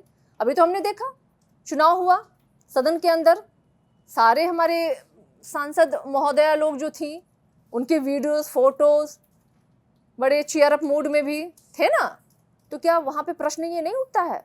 तो देखिए, ये मुद्दा बहुत बड़ा मुद्दा है और बिहार में ये ज्वलंत मुद्दा है और भाजपा जान रही है कि इस बार वो बचने वाले नहीं हैं, क्योंकि बहुत बड़ा ये एक फ्रॉड हुआ है बिहार में, जनता के साथ हुआ है। प्रशांत किशोर को आप कितनी बड़ी चुनौती मान रहे हैं? आह उनकी चुनौती, उनके हम लोग कहीं मानते ही नहीं उनको। मैं तो उनको कहूँगी एक बार वो अपने गांव घूम के आए। जिस दिन वो अपने गांव में एक बड़ी सी सभा कर लेंगे ना, तो मैं उनको चुनौती मान लूंगी एक बार। लेकिन गांव घूम के बोलिएगा उनको आने के लिए। जो इंसान अपने गांव और घर में भी 4 कुर्सियों पे 4 लोग ना बुला पाए बैठने के लिए, उसको चुनौती हम क्यों माने भाई? क्या आइडियोलॉजी है प्रशांत किशोर जी की? अरे ये वही है जो गोधरा कांड में मोदी जी को साफ सुथरा करके जनता के सामने पेश कर रहे थे। क्या जनता जान नहीं रही है? ये क्या करते थे? लाइजनर थे भाई। इस दल को उससे मिला दो, उस दल को इससे मिला दो। अगर आपने कुछ गलत कर लिया तो चलिए आपकी क्लीन छवि हम जनता के सामने बनाते हैं झूठ बोल करके। नहीं, प्रशांत किशोर हमारे आस पास कहीं नहीं है। वो है अपनी, अभी थोड़ा काम वाम नहीं मिल रहा है तो कुछ तो करेंगे ना। नहीं, लेकिन मैं कोई सर्वे को कोई वेटेज नहीं दे रहा हूं, लेकिन जिन प्री पोल सर्वे के उदाहरण तेजस्वी को सबसे लोकप्रिय सीएम के तौर पर दिए जाते हैं, जिन सर्वेज को आधार बनाया जाता है कि तेजस्वी यादव सबसे लोकप्रिय सीएम है आज की तारीख में, सीएम का चेहरा है आज की तारीख में बिहार में, वही सर्वे प्रशांत किशोर को तीसरे नंबर की फोर्स बता रहे हैं। उनका 10% से लेके 14% तक का वोट दिखा रहे हैं। तो आप ऐसे कैसे नकार सकते हैं? नहीं, देखिए, दोनों पैमानों पे देखना होगा ना। अच्छा, पिछले साल क्या सर्वे हुआ था? अगर हम पिछले 4 और 5 चुनाव के सर्वे को अगर हम बैठ करके आप कंपेयर कीजिएगा तो फिर हम्म। आपको पता चल जाएगा। मुझे लगता है आपके प्रश्नों का जवाब आपको खुद ही मिल जाएगा। लेकिन एक बात ज़रूर है कि स्पेशली प्रशांत किशोर जी की अपनी कोई आइडियोलॉजी नहीं है, और बिना आइडियोलॉजी की आप जनता के बीच में जा रहे हैं, आप उखड़ जा रहे हैं। कई ऐसे लोग हैं जो इनकी पार्टी अभी बन के तैयार भी नहीं और लोगों ने इस्तीफा दे दिया। एक रिटायर्ड ऑफिसर के ग्रुप के साथ आप बिहार के विकास की बात करते हैं। किसने रूल किया 20 सालों से बिहार में? यही ब्यूरोक्रेट्स थे। करप्शन कहाँ से आया? 56 घोटालों का जिक्र तो मोदी जी ने नीतीश जी के किए थे। 71,000 करोड़ का घोटाला जो है सीएजी ने अभी खड़ा किया है। प्रश्न तो बहुत बड़े हैं ना। तो क्या आप चंद रिटायर्ड अधिकारियों के बल पे आप सोचते हैं कि एक राजनीतिक बल और बिहार की विकास और उत्थान की बात कर ले तो कौन बिलीव करेगा आप पे? मैं उस पर नहीं जाती हूँ। सर्वे कौन क्या कह रहा है, मैं उस पर नहीं जाती हूँ। हम आपसे जानना चाहते हैं कि आपके पीछे आपकी आइडियोलॉजी क्या है, जो नहीं है। प्रशांत किशोर जी की अपनी कोई आइडियोलॉजी नहीं है, और जब आपकी आइडियोलॉजी नहीं है तो निश्चित रूप से बिहार की जनता जो आप पे भरोसा भी नहीं कर रही है, और वो मुझे लगता है उनके स्वभाव में समझ में आ रहा है उनको। एक थोड़ा अलग हट के सवाल है सारिका जी। पिछले कुछ सालों का एक राजनीतिक विमर्श है कि ये जो तथाकथित अगड़ी जातियां हैं, इनके बीच में एक बेचैनी है। खास तौर पर मंडल कमीशन के बाद का ये विमर्श है। दो तरह की बेचैनियां हैं। एक बेचैनी ये है कि वो जातियां जिन्हें इन्होंने बहुत सदियों तक दबा कर रखा, वो रिएक्ट कर रही हैं, वो पावरफुल हो रही हैं, एक ये है। और दूसरा ये कि महिलाएं सशक्त हो रही हैं। यानी इन तथाकथित अगड़ी जातियों के पुरुषों को अपने ही घर में महिलाओं का रिटेलिएशन भी झेलना पड़ रहा है। ये दो स्तर पर बेचैनी है। आपको जब प्रवक्ता दूसरी पार्टियों के कहते हैं कि प्रियंका भारती, सारिका पासवान, कंचना यादव के साथ हम नहीं बैठेंगे, आप लोग तो इन दोनों पैमानों पे खरे उतरते हैं। क्या आपको लगता है कि यही वजह है, या सिर्फ एक राजनीतिक वजह है कि बहस में आपसे टक्कर नहीं ले पा रहे हैं? नहीं, बिल्कुल इसके पीछे वजह आपकी पहली जो दी गई बातें हैं वो पहली वजह है। राजनीतिक रूप से हम महिलाएं अपनी जिस तरीके से हम लोग शिक्षित हैं, निश्चित रूप से बाबा साहब के जो शिक्षा के दिए गए अधिकार को लेकर के हमारे तो असलाहा, हमारी बारूद, हमारी कारतूस तो भाई हमारी शिक्षा है। और मुझे लगता है कि हम लोग नेशनल पॉलिटिक्स पे भी बात करते हैं तो इंटरनेशनल पॉलिटिक्स पे भी हम बखूबी बात करते हैं। चाहे वो बात पिछले पैदान पे खड़े व्यक्ति की हो, चाहे सामने जो खड़ा है, जो सो कॉल्ड आप समृद्ध सवर्ण की बात करते हैं, उनकी भी बात है। तो हम सबों की विषय पे बात करते हैं और तुलनात्मक हम तार्किक जवाब देते हैं, तो निश्चित रूप से अच्छा नहीं लगेगा। और फीमेल फैक्टर तो है, हम जिस समाज से आते हैं वो उनकी एक हमेशा से ये रही है, एक मानसिक एक सोच हमेशा रही है उनकी कि हमें जो है थोड़ा कम बोलना है, थोड़ा धीरे बोलना है, हमें वो अग्रेशन नहीं दिखाई देना चाहिए। तो आप याद होगा आपको कि पहले ज़माने में कहा करते थे, अरे लड़की हो थोड़ा धीरे चलो, अरे लड़की हो थोड़ा धीरे बोलो, पर्दे में रह के बात करो। तो आज ये मानसिकता इनकी है। भले ये कह दें कि हम आज एकदम बड़े मॉडर्न ख्याल के हैं, आज तो हम समानता की बात करते हैं, भागीदारी। किनकी है भागीदारिता भाई? किनकी समानता? आप किनको जगह दे रहे हो? आप देखिए कहीं ना कहीं जो एनडीए में जो भी महिलाएं आ रही हैं, उनके पॉलिटिकल या फिर वो बैकग्राउंड कहीं ना कहीं ऐसा रहा है, उन्हीं लोगों को वो जगह दे रहे हैं। कहाँ आप एक आम गांव घरों में रहने वाली महिलाओं को आप रिप्रेजेंटेशन के लिए मौका दे रहे हैं? क्या नहीं दे रहे? कहाँ से अच्छा लगेगा कोई दलित महिला अगर आके आपको बोलती है, भाई शिक्षित हूँ मैं, आपको बताती हूँ कि आप किस तरह का हमारा समाज जो है शोषित रहा है, वंचित रहा है, कहाँ हमें दबाने का प्रयास किया जा रहा है। हम प्रश्न करते हैं कि क्यों हमारे बच्चों के स्कॉलरशिप को रोका जा रहा है, क्यों दलित ही बच्चियां बलात्कार के शिकार होती हैं। आप रेशियो देखें ना, 100 में से जो बच्चियों की हत्याएं हो रही हैं, बलात्कार हो रहा है, वो दलित क्यों है भाई? कितने राजपूत, भूमियार, ब्राह्मण, लाला जो ये लोग कहते हैं खुद को है, तो हम तो हैं टारगेटेड। कोई अगर मेरी जैसी संपन्न शिक्षित महिला जो एक दल को रिप्रेजेंट कर रही है, जो आकर के ऐसे सीधे जिस तरीके से उसने मुझे डिफेम करने की कोशिश की, मेरे ऊपर अभद्र टिप्पणी की, तो उसकी हिम्मत कहाँ से आती है? कौन देता है उसको हिम्मत? वही सोच है जो मनुस्मृति को मानने वाले लोग हैं, जो आज इनके सो कॉल्ड नेता लोग भी कह रहे हैं, बाबा गुरु कह रहे हैं कि हाँ सनातन तो है ही, हमारा संविधान तो है ही है, लेकिन मनुस्मृति भी है, क्योंकि आज वो निकले नहीं है उस सोच से, आज भी वो कायम है। और मनुस्मृति में कौन क्या कहता था भाई? क्या दलितों की स्थिति तो फिर भी अच्छी थी उस समय? सबसे ज्यादा कौन महिलाएं प्रताड़ित थी? कौन थी जो सती प्रथा की शिकार होती थी? हमें नहीं जलाया जाता था, इनके ही सो-कॉल्ड सवर्ण महिलाओं को जलाया जाता था। किसने लड़ाई लड़ी उनके अधिकारों की? बाबा साहेब ने जब हिंदू कोड बिल की बात की, लड़ाई लड़ी किन के अधिकारों की लड़ाई लड़ी थी उन्होंने? कौन लोग थे जो बाबा साहेब की जीवित रहते उनकी अर्थी की यात्रा निकाली थी? यही वो थे जो आज सदन में बैठ करके महिला के आरक्षण की बात करते हैं, महिला सशक्तिकरण की बात करते हैं, लेकिन सबसे बड़े विरोधी यही है महिलाओं के। और यही कारण है, यही सोच, यही मानसिकता इन पार्टी से आने वाले प्रवक्ताओं के अंदर होती है। माफ करिएगा, लेकिन एंकर्स के अंदर भी वही होते हैं। इसलिए मैं कहूँगी, क्योंकि मैंने वो चीज़ों को महसूस किया, मैंने वो झेला है। हम अगर बोलना शुरू करते हैं तो हमें काउंटर क्वेश्चंस दिए जाते हैं। हमें 2 मिनट तो छोड़ दीजिए, मैं 20 सेकंड मांगती हूँ कि 20 सेकंड मुझे दिया जाए कि मैं अपनी बातों को रख सकूँ अगर आपने प्रश्न किया है। लेकिन मेरी बात शुरू नहीं होती है कि कहा जाता है, अगर बीजेपी का कोई प्रवक्ता उसमें टपक करता है तो एंकर कहते हैं अच्छा रुकिए हम पूछ लेते हैं ना। मतलब मान लो सेटिंग है कि जहां आप नहीं संभालेगा हम हैं ना, चिंता मत कीजिए, अरे हम सब एके हैं ना। ये होता है और ये सच्चाई है, कटु सत्य है जो हम हर दिन झेल रहे हैं। लेकिन हम लड़ रहे हैं। हम तो कभी नहीं कहते हैं कि हम आपके यहाँ नहीं आएंगे। आप बोलिए, आप लड़िए ना, आप जवाब दीजिए, आप प्रश्न कीजिए, हम जवाब देने के लिए बैठे हैं। बार बार आएंगे, अब जितनी बार बुलाइएगा आएगा। कई ऐसे चैनल है जहां मुझे बैन किया गया, मुझे लिटरली निकाला गया, उठिए निकलिए भागिए, स्टूडियो से खाली कीजिए। फिर मुझे बोला गया कि आप जाइए, मैं गई वहां पे, क्योंकि ये लड़ाई मेरी अपनी नहीं है, ये लड़ाई हम सबों की है।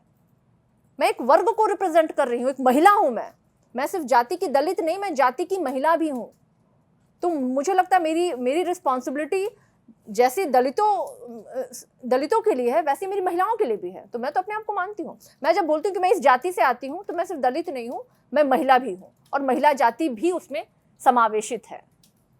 चलिए वापस एक राजनीतिक सवाल, आज की तारीख में यहाँ से आप हमें कोई आंकड़ा दे सकती हैं कितनी सीटें महागठबंधन जीत रहा है चुनाव में?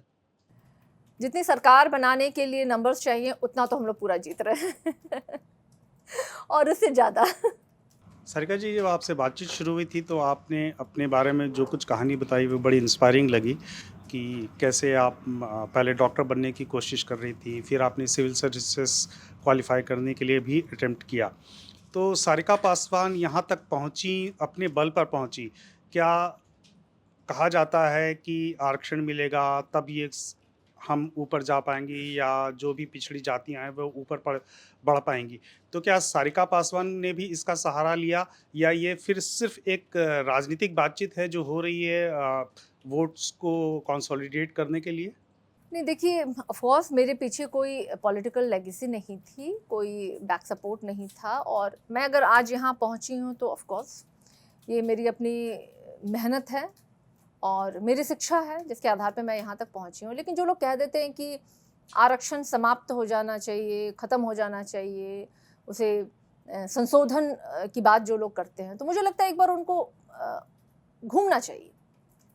क्योंकि मुझे याद है कि जब हम इलेक्शन कैंपेनिंग के लिए हर क्षेत्रों में जाते हैं तो मुझे मेरी जिम्मेदारी बेसिकली दी जाती है कि मैं अपने कम्युनिटी से जा कर के मिलूँ। और जब मैं जाती हूँ उन इलाकों में जहाँ दलित लोग रहते हैं, मैं रो दूँगी, लिटरली मैं रो दूँगी। क्योंकि मतलब कई बार मुझे महसूस हुआ कि मैं वहाँ खड़ा नहीं हो सकती हूँ। और तब मुझे लगता है कि मतलब लोग कैसे बात करते हैं आरक्षण समाप्त कर देने की। भाई, उनके घर तक बिजली का पोल नहीं गया हुआ है। जो सरकार कहती है ना कि बिहार में हमने घर घर तक पहुँचाया है बिजली, शिक्षा की बात तो फिर मत करिए। जिनके घर में 2 टाइम खाना नहीं बन पा रहा है, आप समझिए उनके बच्चे क्या जाकर के स्कूल शिक्षा ग्रहण कर पाएंगे? उनकी महिलाओं को ना हाइजीन है, ना कोई सुविधाएं हैं, वो तो किस नरकीय जिंदगी जीने के लिए विवश है। मुझे लगता है देखना चाहिए। और जब आप देखेंगे ना तो फिर आप महसूस करेंगे। आप चंद लोगों को, आप चिराग पासवान को, सारिका पासवान को देख करके मत ये सोचिए कि हमारी कम्युनिटी जो है ना बहुत आगे बढ़ गई है, अब हमें आरक्षण का त्याग कर देना चाहिए। कि हालांकि आरक्षण का त्याग कहने वाले लोग नहीं कर पाते हैं, लेकिन मुझे लगता है कि अगर स्वतः लोग त्याग करें तो बहुत बेहतर है।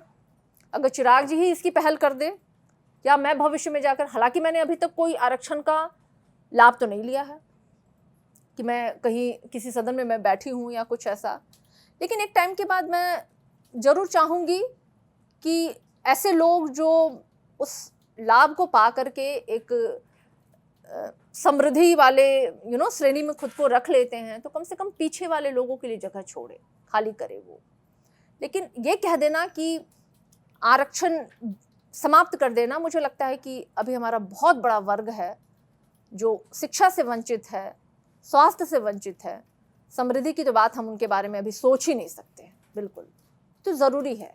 तो बिहार का जो आपका घूम फिर कर जो आपने खुद को देखा और महसूस किया, तो आपका क्या अनुभव लगता है कि एक तरफ जो ऊंची जातियां हैं, फिर ओबीसी है और फिर जो दलित और पिछड़ी जातियां हैं, तो आपको मैं कहूं कि टॉप से 1, 2, 3 सामाजिक, आर्थिक और शैक्षणिक स्थिति से आप एक असेसमेंट दीजिए, तो उसमें वो कहाँ, मतलब किसको आप नंबर 1, किसको नंबर 2, किसको नंबर 3 आप assess जाति आधारित गणना जब हुई थी तो उसमें शैक्षणिक गणना भी हुई थी। मुझे लगता है एक बार आपको देखना चाहिए, उसमें सब कुछ है, सब कुछ है। किनके पास अधिक ज़मीनें हैं, कौन किनके पास अधिक गाड़ियां हैं, प्रॉपर्टी हो, शिक्षा हो, या जो एसेट के मामले में हो, किनके पास है, कौन है वो जातियाँ भाई। अभी तो आप देखिए, एक क्राइम वाला विषय आया था जब हमारे बिहार के डीजीपी वो कह रहे थे कि भाई अभी भूमि तो सब हम ही लोगों के पास है, अभी हमारे यहाँ काम करने वाले लोग, खेती नहीं हो रही है। मतलब उन्होंने खुद ही उजागर किया था उस बात को। किनके पास है भूमि, किनके पास संपत्ति है, किनके पास शिक्षा है, किनके बच्चे हैं जो ऑक्सफोर्ड में जाके पढ़ रहे हैं, किनके बच्चे हैं जिनको कि बुनियादी ज़रूरतें उनकी पूरी नहीं हो पा रही हैं, स्कूल तक नहीं पहुंच पा रहे हैं, किनके बच्चे हैं जो विदेशों में अच्छी डिग्रियां ले रहे हैं और उनके सो कॉल फादर्स जो है वो हमारे बच्चों को सिखा रहे हैं कि चांद पे पहुंचने वाला व्यक्ति तो हनुमान जी थे। बताइए, क्या हम ये प्रश्न का जवाब देंगे कि चांद पे पहले कौन पहुंचा, तो क्या हम कभी पास कर पाएंगे परीक्षा में? आप भी फेल कर जाइएगा अगर आपने ये जवाब लिखा तो। ये सामाजिक सच्चाई है।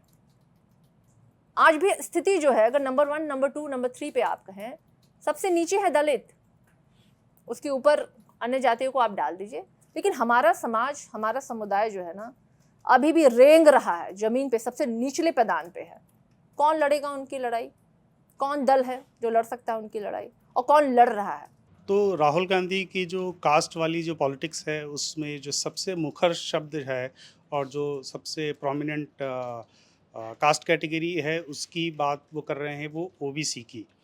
तो फिर कैसे जेल हो पा रहा है, ये केमिस्ट्री कैसे बन रही है आरजेडी और कांग्रेस पार्टी की, कि ओबीसी डोमिनेंस पॉलिटिक्स पर काफ़ी फोकस किया जा रहा है? आरजेडी तो खैर रही है एक कास्ट बेस्ड, जो उसकी आइडेंटिटी रही है, उसमें ओबीसीज काफ़ी ऊपर रहे हैं। तो फिर ये दलितों की चिंता कौन कर रहा है इस समय? नहीं, देखिए, कांग्रेस हो या आरजेडी हो, मुझे लगता है कि कांग्रेस के आप अगर शासनकाल को याद करें तो जितने भी SC/STs के वेलफेयर के प्रोग्राम थे जो कांग्रेस के शासनकाल में निकला, बताइए, मुझे आंकड़े हैं सामने, अगर आप बता दीजिए तो। क्या भाजपा ने निकाले? अरे बच्चों की स्कॉलरशिप भी बंद किया जा रहा है। आप सोचिए, जो बच्चा स्कॉलरशिप जिसको मिल रहा है वो विदेश चला जा रहा है पढ़ने के लिए, जिसके पीछे कोई आमदनी नहीं है, और उसके पैसे को रोक दिया जा रहा है। आप सिर्फ अंदाज़ा लगा लीजिए वो किस तरह के हालात में वहाँ जीता होगा। लेकिन वो पूंजीपतियों के बच्चे, उन्हें तो स्कॉलरशिप की ज़रूरत नहीं है, वो तो जा रहे हैं विदेशों में, अपनी पढ़ाई को पूरी कर रहे हैं, पढ़ाई कम कर रहे हैं। नेपो किड्स के तो चर्चे पूरी दुनिया में हैं आज के डेट में। लेकिन हमारे बच्चे जो स्कॉलरशिप जिनको मिलता है तो बड़ी मुश्किल से वो जाते हैं, अगर वहाँ जाके वो स्टक हो गए तो उनके माँ पापा के पास तो माँ बाप के पास इतनी भी नहीं पूंजी है कि वो अपने बच्चों को भेज सके महीने के खर्चे के लिए। तो ये कौन कर रहा है? क्या कांग्रेस के शासनकाल में कभी स्कॉलरशिप बंद की गई? बल्कि स्कॉलरशिप को शुरू की गई थी।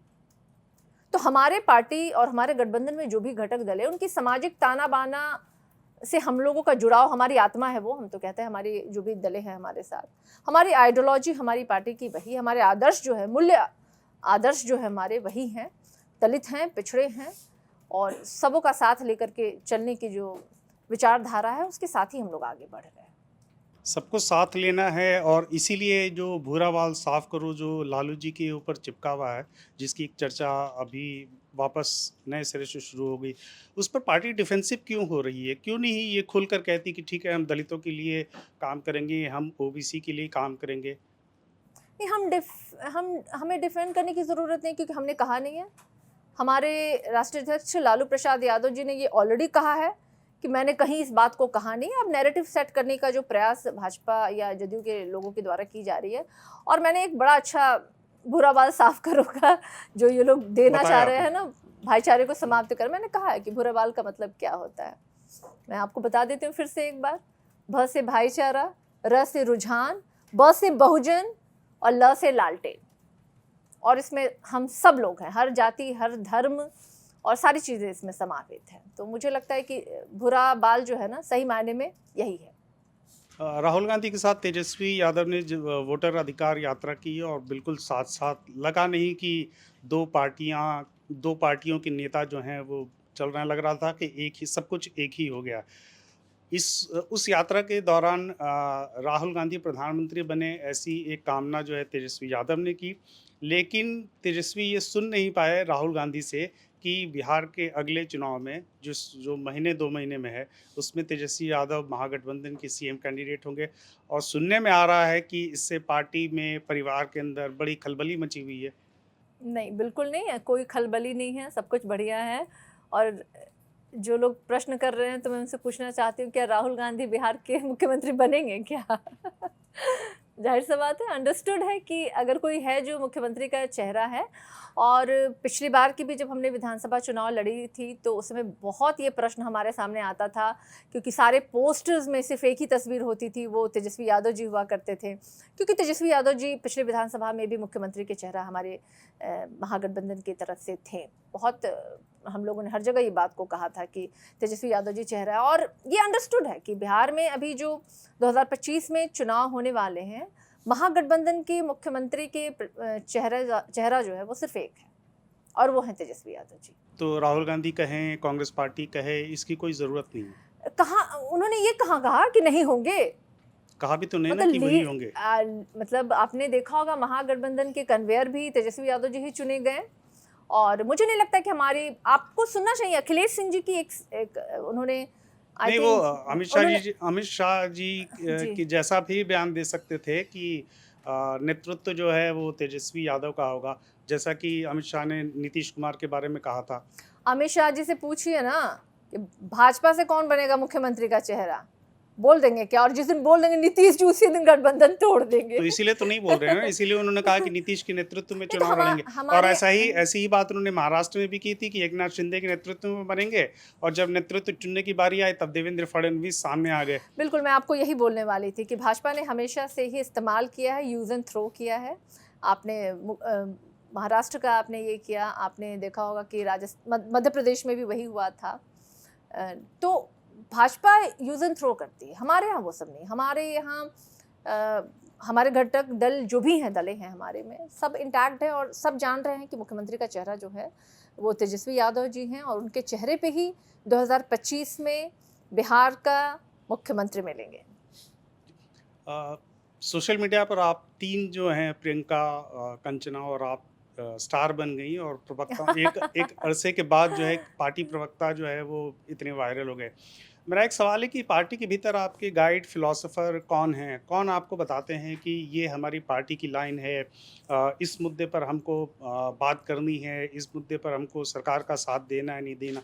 मैं एक अंदर की जानकारी चाहूँगा कि कोई गाइड फिलोसोफर हैं आपके पीछे, या आप लोग आपस में तीनों तय कर लेती हैं कि आज ये हमने ये स्टैंड ले लिया कि ट्रम्प के टैरिफ पर हमने ये बोलना है?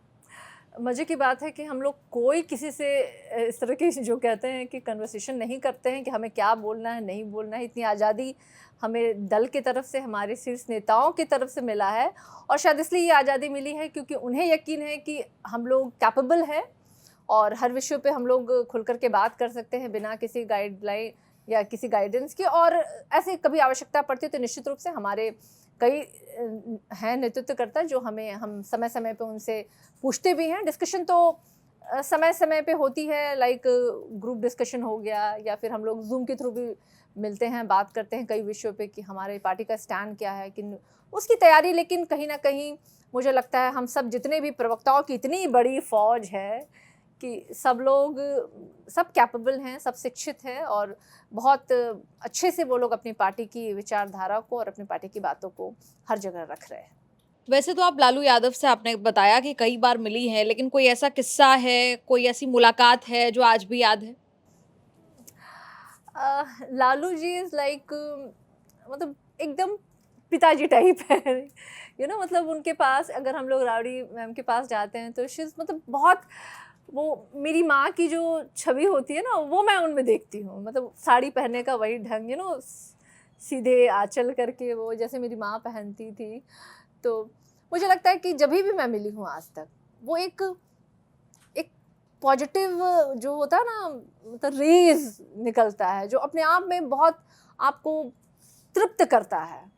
तो मुझे लगता है आज तक जो भी हमारी मुलाकात उनसे हुई है उतना ही प्यारा, उतना ही सुखद रहा है। कभी ठीक बारू काचलता होता है ना, और मतलब रावड़ी मैम तो फ़ोन करके पूछती भी हैं समय समय से कि कोनो बात की चिंता करे की ज़रूरत नहीं खे, हमनी के सब बानी जा साथ में। कई ऐसे प्रकरण हुए मेरे बीच इसमें, तो मुझे बहुत सपोर्ट उन लोगों की तरफ से मिला। तो निश्चित रूप से हर एक मीटिंग जो होती है खूबसूरत रही है और हमने हमेशा उनको एक माँ और पिता के ही श्रेणी में रखा और उसी भाव के साथ हमने उनको भी हमेशा अपने साथ पाया। तो पॉलिटिकल तो कभी डिस्कशन मेरी आज तक उन लोगों से नहीं हुई है, बट हाँ ये ज़रूर है कि आत्मीयता जो होता है ना, आत्मीय भाव जो उनके मुझे मिलते हैं, तो बहुत बहुत मतलब हिम्मत देने वाली होती है। अच्छा, अभी बहुत बात हो रही थी टीवी डिबेट्स को लेकर। टीवी डिबेट्स में सामने ऑन कैमरा क्या होता है वो तो सबको दिखता है, आपने भी बात भी कही। पीछे क्या होता है? दोस्त बन जाते हैं क्या दूसरी पार्टी के प्रवक्ता? मैं तो हमेशा से दोस्त बन जाती हूँ, लेकिन कुछ एक होते हैं लोग जो अपने आप को उस कवच से बाहर नहीं निकाल पाते हैं। हम प्रवक्ता हैं, हम एक पार्टी को रिप्रेजेंट कर रहे हैं, हमारी जिम्मेदारियां हैं पार्टी के लिए। अगर सवाल कोई पूछता है तो हमें जवाब देना है, लेकिन हम एक ह्यूमन बीइंग भी हैं, इसके बाद भी हमारी ज़िंदगी है। तो कई ऐसे दल हैं जहाँ के प्रवक्ताओं से हम लोगों की बड़ी कि चलो भाई किसी दिन बैठते हैं हम लोग, चाय पीते हैं, कॉफ़ी पीते हैं, या आपने बुलाया नहीं हमें कभी, होता है ना इस तरह की बातें, एक नॉर्मल जो होती है। लेकिन कुछ एक लोग होते हैं जो कवच से बाहर नहीं निकल पाते, ऑफ द कैमरा भी वो एकदम स्टार्ट रहते हैं। मतलब मैं नाम नहीं लूँगी, लेकिन स्पेशली मेरा अनुभव है, भाजपा की एक फीमेल प्रवक्ता थी, मतलब उन्होंने तो लगा था कि ऑफ द कैमरा वो मुझसे लड़ लेंगी, जरूरत पड़ती तो हाथापाई वो करने को उतारू हो जाते, लेकिन खैर किनकी बात आप कर रही? मैं नाम नहीं लूँगी, बट वजन काफ़ी था उनका, इसलिए मैं डर गई। अच्छा, कोई प्रवक्ता पसंद है आपको? कोई भाजपा का प्रवक्ता हो जो ओह माय गॉड। अच्छा वक्ता हो, अच्छी बात करता हो, कोई है ऐसा? पता नहीं, आज अब भाजपा के प्रवक्ताओं की आप जब नाम बोलते तो मुझे प्रेम शुक्ला याद आ जाता है, गौरव भाटिया याद आ जाते हैं। उसके बाद तो लगता है उफ, कहाँ है कोई, कौन है भाई?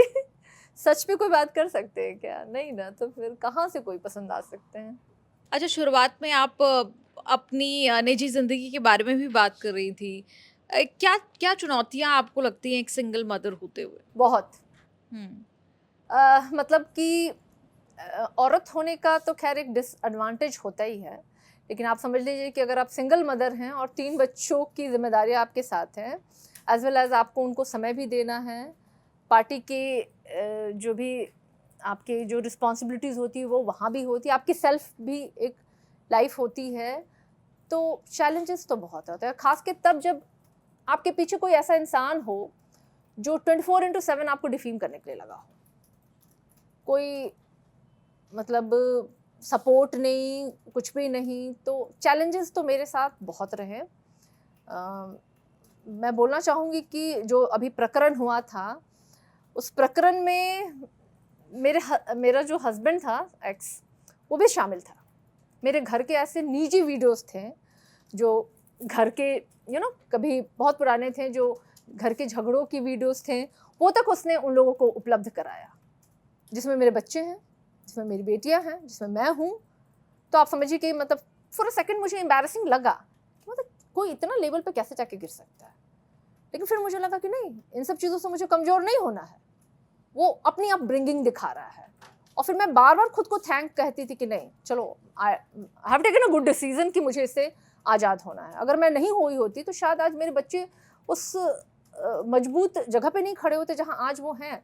दे are mentally very strong, very supportive. In fact मैं खुद को मानती हूँ कि मैं भी बहुत दिमागी और सामाजिक रूप से भी मैं बहुत स्ट्रॉन्ग हुई हूँ।